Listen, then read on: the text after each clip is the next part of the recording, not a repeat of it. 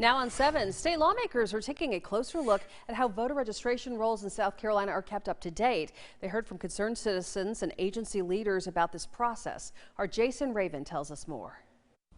What lawmakers specifically were looking at Wednesday were the number of deceased voters still showing up as active on the state's voter roll and what the current process is to remove them. State Election Commissioner Director Marcy Andino says keeping the voter roll up to date in South Carolina is a challenge. List maintenance is challenging, and it requires that very important balance to make sure that we are removing people who are no longer eligible.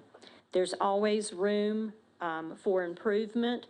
And Dino says they have processes in place to help them, and every month they go through and update the state's voter roll. In South Carolina, the state health department notifies the state election commission about deaths reported in the state.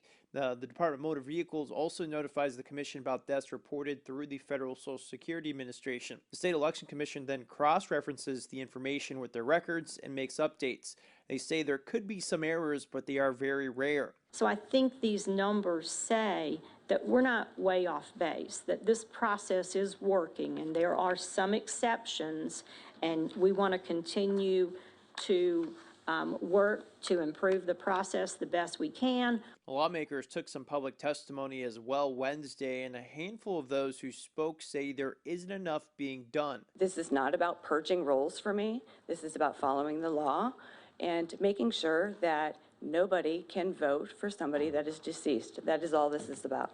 Now, members of the conservative nonprofit Engage the Right claims they have found 4,000 deceased active registered voters in South Carolina. The State Election Commission says they looked into a list of more than 600 names they were sent by the group and did not find evidence of someone voting in the name of a deceased voter. They say most issues can be pointed to voter or poll manager errors. In Columbia, Jason Raven, 7 News. Now there are 3.5 million people registered to vote in South Carolina.